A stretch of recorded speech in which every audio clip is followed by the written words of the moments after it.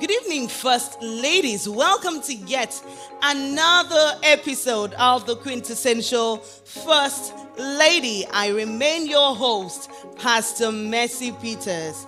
On the last episode of the Quintessential First Lady, I educated our mommies, sisters, and aunties on how to be called a quintessential First Lady by dressing modestly. But tonight, I have some quintessential women on our talk show who are going to share with us their secrets on how they became successful women in business, even as mothers. Remember, a quintessential woman is a perfect wife, is a perfect example of a virtuous woman, as Proverbs 31 describes her. So she can do all things through Christ, which strengthens her. So after this short break, I will be back with this quintessential women on a talk show. Stay tuned and be blessed.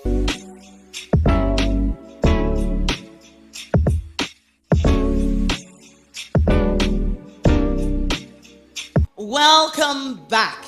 So as I said earlier on, I have some quintessential women here with me on a talk show tonight who were successful both in business and marriage. So please, First Ladies, can you introduce yourselves, starting from my side? Good evening, everyone. My name is Stella Isien, the CEO of Starberry Engineering Industry Limited. It's really great to be with you today. My name is Ekaite Inyobo Esien. I'm an educationist, a mother, a successful businesswoman par excellence. Thank you. Good evening, everyone.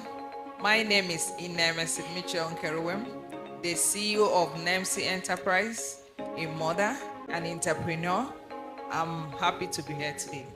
Wow, you all look beautiful and elegant tonight. I know your quintessential is part of your characteristics. So let's get to the point.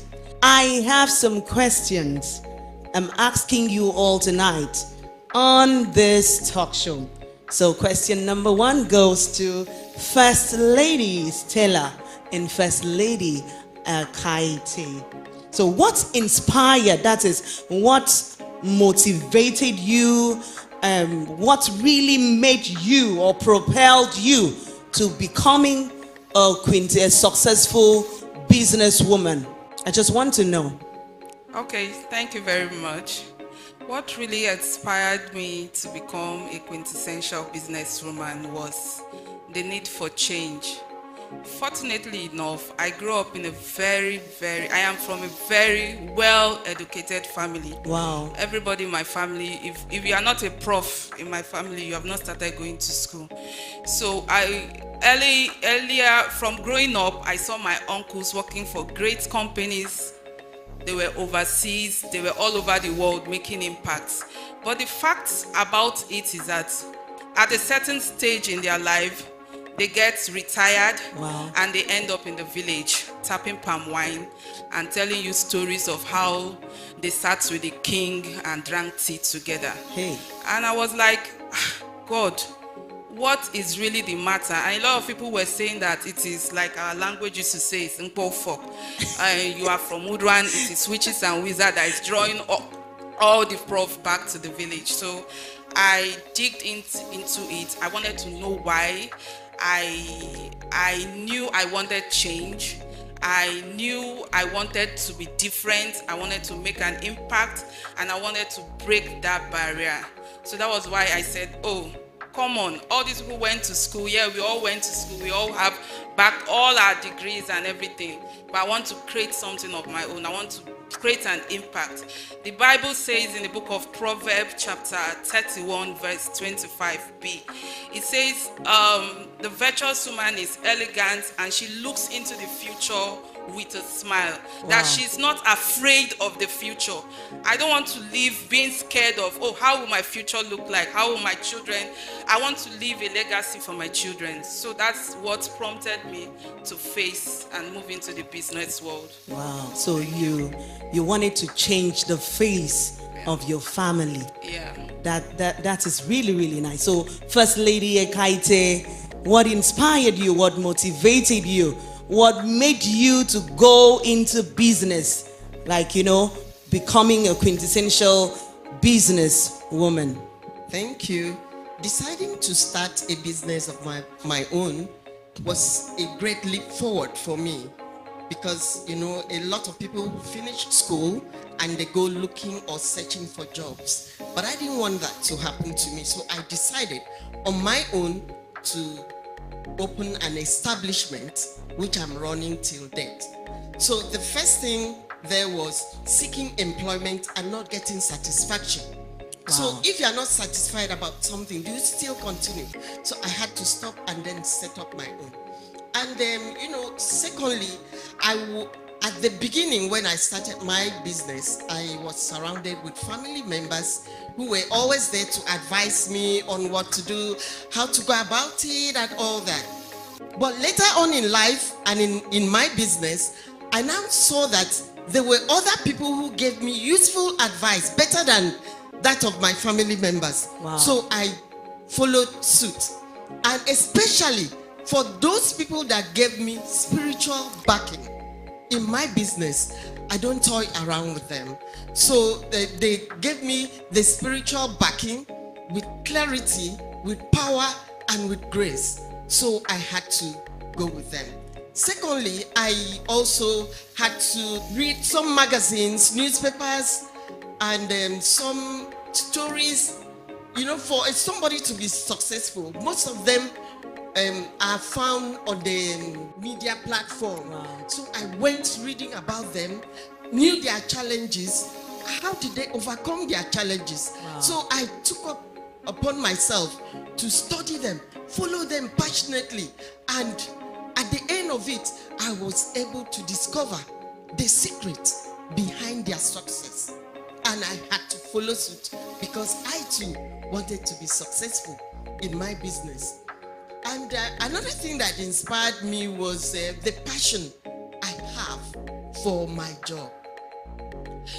My job has to do with people. Yeah. And I had to do what I'm doing passionately.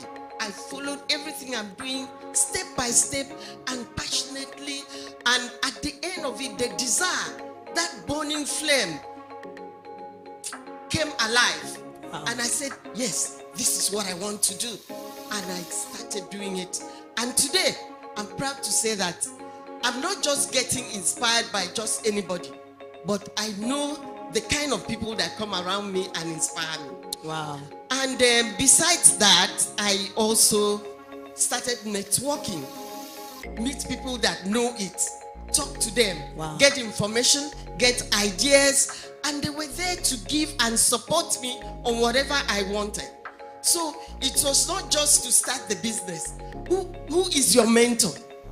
Who is guiding you? Wow. Because you cannot just start a business without looking up to somebody. Who is your role model? Yeah. And I looked up to my role models. I read about them. They mentored me and so many things. And I'm successful. Call it so. I'm a quintessential woman. Wow. More so, let me conclude by saying that I had this passion to influence the people in my community. So with that, I started some kind of social network that helped the less fortunate in our environment. I tried my best, I did my best, and most of them are so happy. All I want to do is to leave a lasting legacy with the people I come across. And besides that, it's good to be a boss. I wanted to be my own boss. Wow. To do my own things. Wow, just that's the way beautiful. I want. And that was it. And there's no way you talk about business without talking about finance. Yeah. Yes. So I wanted to create wealth as well. Yeah. While creating wealth, I also make other people wealthy, Wealthy. from my own business. Yes. I think that's what propelled me to start my own business. Thank Wow. you so much. Thank you. Like the saying goes, excelente. Did I say it well? So what really inspired you? You had the passion, you had interdependency.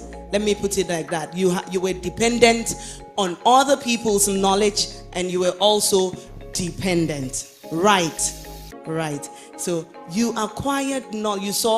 You were inspired by people that you also saw them. They were successful in those areas. And then you also picked up that opportunity and said, no, I don't want to be a salary earner. I want to be a boss of myself. I want to create wealth and also make other people create wealth. That is really excellent. But I'm still going to ask you this question. I know that some of the things that you're saying still partakes to this question. What are the habits, the things you do that makes you successful in your business? As a proprietress, I know you're the proprietress of Seasons International School. So what are your habits, as in how do you make it work? Okay, the first thing I do is to take one step at a time. Wow. Yes, I have my to-do list every day, and I follow that list very well. Yeah. Yes, and I set up my goals as well. And while setting the goals, I also try to make sure that I achieve those goals. Now, these goals could be long-term, could be short-term. Wow. But the important thing is that every goal, as it is set down, must be achieved at the end of the day. Now, apart from that, most times we look at things and we try to make sure it works. Try to make sure the things that we are doing work out for us very well. Yeah. Now, if you have this habit of wanting to succeed in business, you must take care of your health. Wow. Very important. You must take care of your health. You have to do regular checks, medical checks, do exercises. 30 minutes is just fair. But if you think you can do more, it's okay. But 20-30 minutes is just right. Right. Look at yourself, do exercises, and then rest. Wow. It's important that a business person rests at the end of the day. Rest revitalizes the body. Wow. And gives you more strength when you want to continue. So as a habit, I've developed this kind of thing around me where I celebrate myself as a successful woman. As a habit, I celebrate myself at all times. It could be my birthday. Well, it's important. Celebrate yourself. Other things could also follow. If I succeed in a business, I celebrate that business. Wow. I take pictures. I take people out. I tell them, this is what I did. I thought it was impossible, but I have achieved it. I've done it at the end of the day. So celebrate your success. Be happy with yourself. Okay. And you cannot stop networking even in your place of work, because if you don't network in your place of work itself, a lot of people will feel neglected. So carry them along, make them feel happy, and at the end of the day, they'll be happy too, because you have made them happy. You have valued them. And then I also try to be optimistic in my business. You know, every day as you go to work, if you have a positive mindset, you're going to achieve more. And at the beginning of each day, commit your workplace to God. Wow. Pray about it. Wow. Commit it to God, and you see what God can do. God can never fail those that are looking forward to Him. So at all times, I'm optimistic, I am calm, and that has helped me a lot as a habit to succeed in my business. Wow. Thank you. Those habits are really, really excellent, and really tells that you are a quintessential first lady. I heard when you were saying you rest, you exercise, you supplement, you go on regular checkups, you give gratitude. When you said gratitude, I was so overwhelmed because I know that gratitude brings multiplication. Anytime you give gratitude, anything you give gratitude for naturally multiplies. So I know it gives success and makes you more successful in your business. I also heard you said you network. Is it that you advertise your school on social media, and then thereby creating awareness so that other people can, have access to what you do in your school, and then they also bring their children, and when you have plenty children in your school, you're generating income, right? And it also makes you successful. Is that what you meant? Okay. So now I am going to ask First Lady Stella and First Lady Inemese. They're all smiling as quintessential First Ladies. I'm going to ask you this question. How do you manage business and family life? Because I know you have children between the ages of 2 to 11 years of age. So it could be stressful as a mother, and it could be stressful as a quintessential business woman. So First Lady Stella, how do you manage business with family affairs? Okay, thank you very much. The Bible in the book of Proverbs 24 says, through wisdom, a home is built, and through understanding, it is established. So, how I manage business and work together, first of all, it's just wisdom, learning to prioritize things. I know the place of my husband, I know the place of business, and I know the place of my children. I've been able to keep them according to their order of importance. I know how to manage them both. I know when it is time to it's for my children needs, and I try as much as possible to make sure that their needs are met.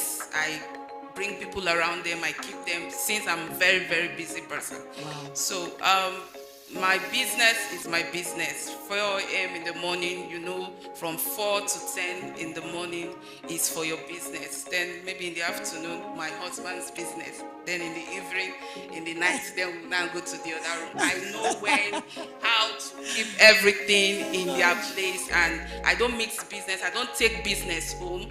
We have agreed with my husband, we don't take business home.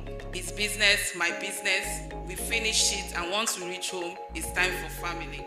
Okay, it's time for him. So that's how I have been able to balance each responsibility accurately. Thank you. No wonder. Proverbs 31 says, the perfect wife is a good manager. So she manages everything with ease, because she's clothed with dignity and strength. Women have the strength. Yeah. They can do all things through Christ who strengthens them. So First Lady Ineme said, how do you manage business and family life? Because I know you are a businesswoman. You are going to tell us. So please tell us how you manage it. Okay, thank you very much. I don't allow my business to get involved with the family. Wow. I try to set boundaries. When it's business time, I know it's business time. When it's time for the family, I think maybe while I was still doing my NYC, I'm involved in business management, so I know the ethics of how to manage home and business. So I try to set boundaries. I don't allow my business affect my home. I'm a go-getter. I do a whole lot of business. So even while I was working with the bank, I was taking care of my home perfectly. I think my husband did not have any misunderstanding that I don't have time for the family. I try to make sure I put my family first before business. So I balance the two. I don't allow anybody to complain. So that is that. Oh, what a really, really, really, really excellent answer. I'm really, really happy that each and every one of you have really identified yourselves as quintessential women. You are all goal-getters, virtuous women, independent, dependent, a whole lot. So you can manage both your business and also manage family life. This is what makes you quintessential. So have you asked yourself as a woman out there, are you quintessential enough? Are you fit to be called a quintessential first lady? Can you handle business and family life together? Are you innovative? Are you a goal-getter? Are you industrious? Are you full of good character? Do you have integrity? Are you beauty with brains? Because you must not just be beautiful as a quintessential woman. You must be beauty with brains. That's, you must acquire wisdom. You must be knowledgeable, because that is what makes you a successful woman in business. That is what makes you a quintessential first lady. So keep up with these characteristics as a quintessential woman, and you will be successful in all areas of your life and business, marriage, and so on and so forth. I celebrate you all. See you all next week, Thursday, 7 p.m. West African time, on another episode of the Quintessential First Lady. God bless you all. Bye.